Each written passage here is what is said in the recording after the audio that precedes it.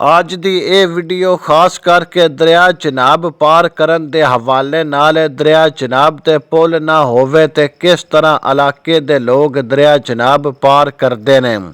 ਇਹ ਵੀਡੀਓ ਸ਼ੁਰੂ ਕਰਨ ਤੋਂ ਪਹਿਲੇ ਜ਼ਿਲ੍ਹੇ ਹਾਫਜ਼ਾਬਾਦ ਦੀ MNA मोहतरमा सारा अफजल तारड़, अनिका मेहंदी हसन भट्टी ते मुनीबा इकबाल बुसाल ते मंडी बहावलदीन दे MNA मोहतरम नासिर इकबाल बुसाल ते मुहम्मद खान भट्टी अगे दरिया चनाब पार करन आलियां लोकां दा मुतालबा है।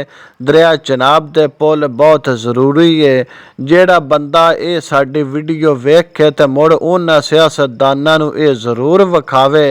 मेरी अपने वीवरां अगे ये अपील है, क्यों जे दरिया चनाब ज़िला हाफजाबाद ते ज़िले मंडी बहावलदीन ते ज़िला सरगोदा दी बाउंड्री उत्ते वाक़िया है।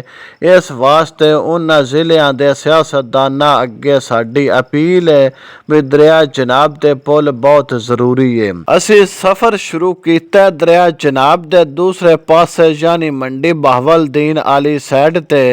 दरिया चनाब दे विचला हिस्सा ये तकरीबन 1 किलोमीटर का फासला बनता है। जेड़ा बंदा मोटरसाइकिल दे बड़ी मुश्किल नाल सफ़र करता है। रेत ते मोटरसाइकिल चलाना बड़ा मुश्किल हुंदा है। असी कुछ सफ़र करन तो बाद ये पानी विच बेड़ी ते पहुँच गया। ये मेरे नाल मेरे मामू जान ते मेरे प्यारे भाई हसन रज़ा नेकोकारा ने जेड़ा पिंड खुते शाह तो ने। उन्हां दे नाल उन्हां दे मामू जान दे कज़न सन। असीं सारियां रल के दरिया चनाब दा सफ़र कीता है। बड़ी सानू चस आई है। असीं सारे दरिया चनाब दा सफ़र करन तो बाद बेले दे विच वड़ गया, जेड़ा दरिया तो मुश्किल सफ़र आया। क्यों मुश्किल है? अगर किसी दे नाल औरत सवारी होवे तो फिर उनदी वास्ते बड़ा मुश्किल हुंदा है। शुक्र अलहमदुलिल्लाह CCD आलियां दा जिन्हां ने चोरां दे डाकुआं दा खौफ है ख़त्म किया है। आखिरकार दरिया चनाब दे बेले दा सफ़र ख़त्म होया है। ये सामना पहला पिंड मंडी बहावलदीन दा कागियाला है। असी इस पिंड दे 4 चुफेरे घुमा के पक्की सड़क ते लगे हाँ।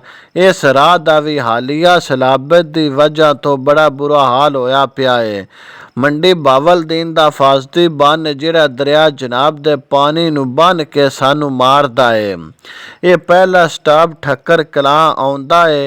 ये रोड फालिए नूं जांदा है। मंडी बहावलदीन दा सारियां पिंडां विचों वड्डा पिंड पैरोवाल है। ये पैरोवाल बड़ा खूबसूरत पिंड है। पैरोवाल विच लगा होया ये जैज़ दा टावर सानू ज़िले हाफजाबाद दा पिंड है।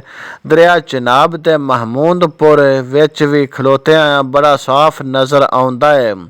साडी आखिरी मंज़र ए पीर सैयद अमीर हुसैन शाह है दरबार दी है, जिन्हों पीर बुक्की दे नां तो जाने जांदे ने, क्यों जे इस पिंड दा नां बुक्की है। इस वास्ते असी अपील करने दरिया चनाब दे पुल बहुत ज़रूरी है।